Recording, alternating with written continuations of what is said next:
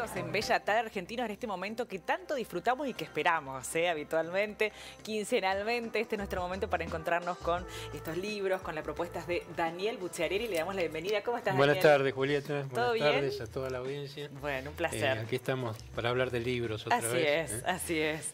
De interesantes autores, de obras realmente muy recomendables. Contanos qué elegiste para compartir hoy, Bueno, Daniel. hoy había pensado que en lugar de detenernos en un libro, vamos a ver a un autor. Y en este caso es Eduardo Sacheri, que es, como recordarás, el autor del libro en que se basó la película El secreto de sus ojos, que ganó el Oscar. Muy premiada, ¿no? sí. La película esta dirigida por Campanella. Y a pesar de que él ya había escrito muchos cuentos y ya era conocido como escritor, bueno, esto lo lanzó a la fama, ¿no? Después se destaca también por otra novela que ganó el premio Alfaguara, que es un premio de novela muy prestigioso, que es La noche de Lucina, que también se llevó al cine con el nombre La Odisea de los Giles, que también fue una película extraordinaria. Ahora ha publicado Nosotros dos en la tormenta. Esta es la última obra. Es la última obra que yo estoy leyendo, voy por la mitad. Es un tema muy interesante. Se sitúa en la década del 70 en la Argentina, en esos años tan turbulentos. Y los protagonistas, nosotros dos en la tormenta, son dos amigos que jóvenes de 20 y tantos años, 20 y pocos años, uno que milita en Montoneros y otro milita en el ERP. Y bueno, pero son amigos de la infancia, vivían en el mismo barrio y se encuentran un poco clandestinamente para seguir siendo amigos. Y bueno, y la novela va contando la vida de cada uno de ellos dentro de la organización en que están. Y todo lo que pasa alrededor en esos años de tanta violencia, ¿no? Con un relato muy claro, ¿no? Sacheri, recordamos, es licenciado en Historia y es docente también, ¿no? Claro. Justamente escribió muy recientemente, este otro libro, Los días de la Revolución, que tiene el subtítulo Cuando Argentina todavía no era Argentina, y que va de 1806 a 1826.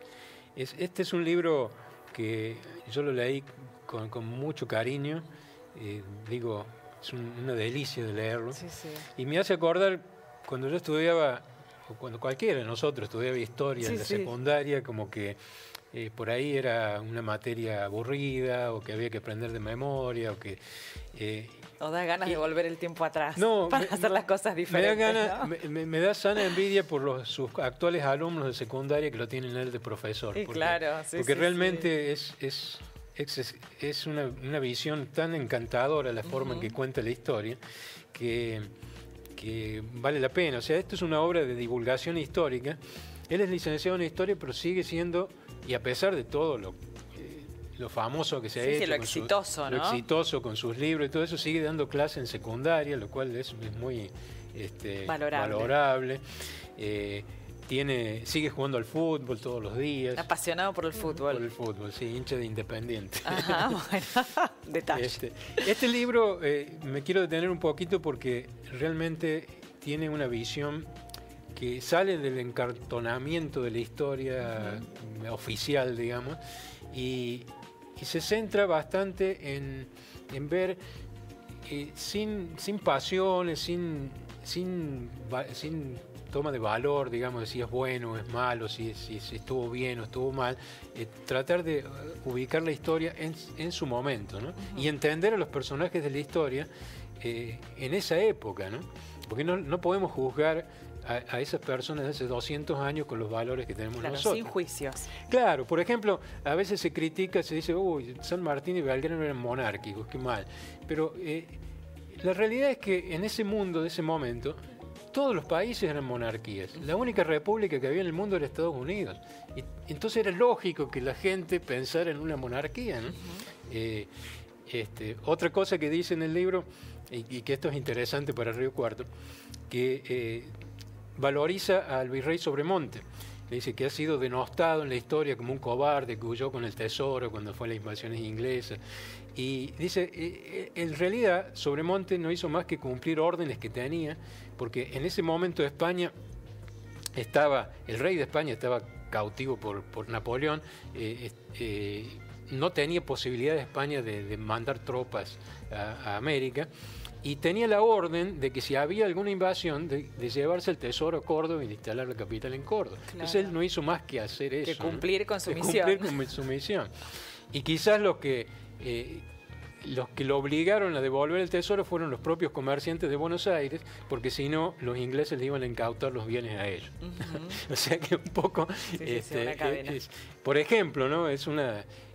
Hay muchas interesantes cuestiones, situaciones que narra. Por ejemplo, dice que no existía la idea de la Argentina en esa época, en la época de las invasiones inglesas, por supuesto menos, pero tampoco en la Revolución de Mayo, no había una idea nacional. Claro. El Virreinato del Río de la Plata hacía pocos años que se había instaurado. Hasta ese entonces, hacía unos 30 años, y durante 200, 300 años, había habido solamente dos virreinatos, que era el de la Nueva España en México y el del Perú, que nosotros formamos parte, digamos, lo que ahora es Argentina formaba parte del Virreinato del Perú, con capital en Lima. Entonces, cuando se formó el Virreinato del Río de la Plata, no daba decir para que y en realidad la Revolución de Mayo fue una cuestión muy municipal, muy de la ciudad de Buenos Aires, claro. Y fue resistida por todos los otros sectores, o sea, fue resistida por la banda oriental, fue resistida por Córdoba, que tuvo que ceder porque llegaron tropas y hubo fusilamientos, pero fue resistida por Paraguay, fue resistida por el Alto Perú. O sea que todavía no existía la Argentina como tal, y gran parte de lo que era el virreinato, todo el sur, toda la Patagonia, el sur de la provincia de Córdoba, gran parte de la provincia de Buenos Aires estaba dominado por indígenas, y el norte, todo el Chaco, lo que es ahora el norte de Santa Fe, Chaco, Formosa y parte de Salta, el Chaco estaba dominado por indígenas. O sea, que en realidad el virreinato era una especie de B, una B corta, digamos, donde estaba Buenos Aires acá en la base, y se iba para el norte por un lado y para el litoral, digamos, Uruguay y los países y las provincias del litoral por el otro. Entonces, bueno, cosas de este estilo que es muy interesante verlo desde ese punto de vista, porque a veces uno cuando estudia la historia dice, ahí nació la patria, y dice que todavía ni siquiera existía ese concepto, ¿no? Claro. Es más, y esto lo saco de otras lecturas que he tenido. Permiso, Daniel. Sí. Cuando se da la batalla de Ayacucho, que fue la batalla final por la cual se derrota a España, finalmente en 1824 creo que fue, aparentemente la mayor parte del ejército realista eran criollos peruanos, y la gran parte del ejército libertador había españoles. Claro. Es decir, todavía no existía en esa época la diferencia entre americanos y españoles tan marcada, y era más una cuestión de intereses y de formas de ver la situación. En fin, todo esto es un libro que yo recomiendo mucho porque... Intenta Sacheri aquí como separarse un poquito de los discursos históricos moralizadores, dice. Exacto, ¿no? exacto. Que bueno, llegan a emitir un juicio de lo que puede haber sido justamente la revolución allí en esa época. Y aquí dice, bueno, en los días de la revolución, mi primer libro de historia, vas a encontrarte con una posible explicación del proceso revolucionario que sacude y derrumba el virreinato del Río de la Plata entre el año, como le decías, 1806 y 1820. La Argentina no nace automáticamente de ese proceso. Bueno, una síntesis, ¿no? Sí. Súper y él interesante. es el primer libro, porque él tiene pensado hacer 4 libros. Este es el primero, y va a llegar hasta 1916. Así es. Así que, bueno, y explica por qué escribe historia, ¿no? Sí. Nos tiene Así que estoy esperando el segundo para... hacer ficción y eso. Dice, porque antes de ser escritor soy profe de historia, licenciado en historia. Sí. No, bueno, para tenerlo en mente, ¿no? Que realmente llama... Muy bien. Y y además, bueno, otras no, obras. una de las novelas de él que se sale un poco del... Es muy versátil, porque escribe sobre fútbol, escribe romántico, escribe sobre historia. Todo le sale bien. Todo le sale bien, la verdad que es un gran escritor. Claro. Esta novela me gustó mucho, y Lo mucho que te amé, y que es una historia de tres hermanas en la década del 50, y está narrado en primera persona y el personaje principal es una mujer. O sea que es todo un desafío, ¿no? para un hombre escribir en primera persona como si fuera una mujer. Y está muy bien lograda. A mí me hizo acordar un poco a Puig, porque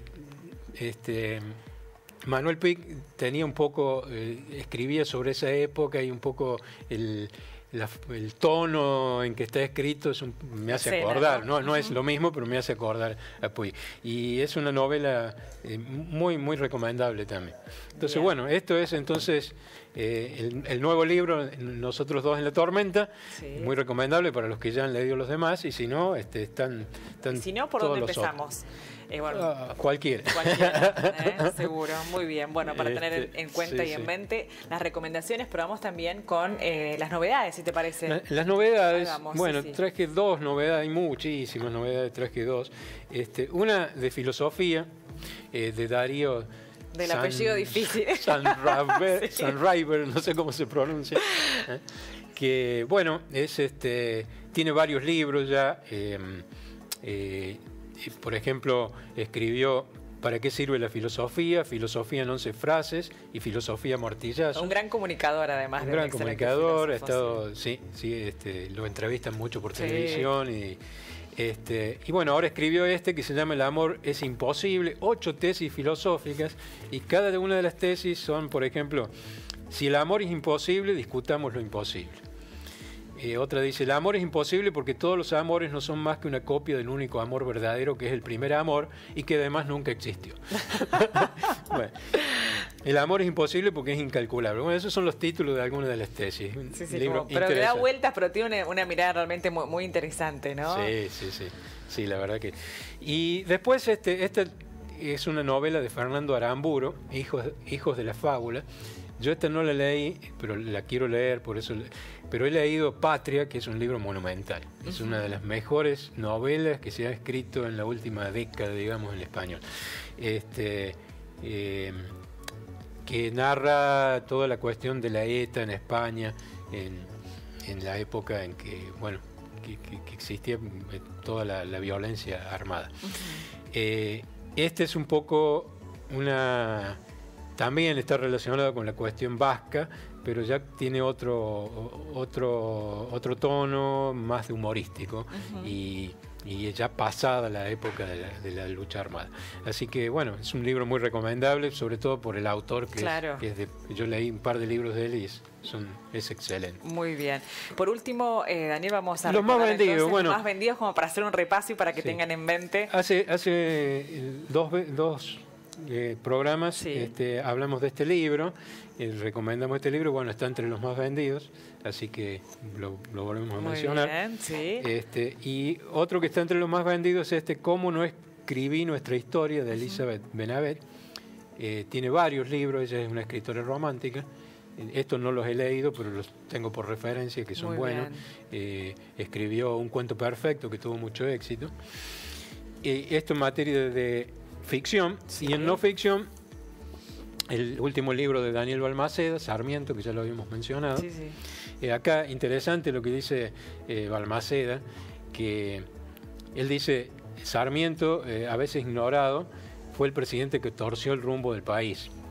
A pesar de que se hizo cargo, tuvo un intento de asesinato, tuvo que lidiar con la fiebre amarilla, con la mayor tragedia naval de su tiempo, completó su mandato en medio de una rebelión militar y a pesar de eso pudo expandir los ferrocarriles, promover la ciencia, la educación, impulsar el uso de maquinaria agrícola, concretar el primer censo, etcétera, ¿no? Bueno, es la mirada de Daniel Balmaceda, que siempre es muy rica y muy llena de anécdotas también. Muy bien, bueno. Y este otro libro también está entre los más vendidos de no ficción, que es La Gioconda y Leonardo, una historia de ciencia, arte y amor, que también ya lo mencionamos como novedad. De Daniel López Rossetti también, días. Un gran doctor y un gran comunicador y un gran escritor ahora. Excelente, sí. Muy bien, bueno, muchas alternativas nos dejás allí, bueno, con ganas de ir a buscar estos libros. Muchísimas gracias, Daniel, excelente tus reseñas y tus recomendaciones. Muchísimas gracias por este momento. Por favor, un placer. Continuamos con más Bella Tarde, argentinos.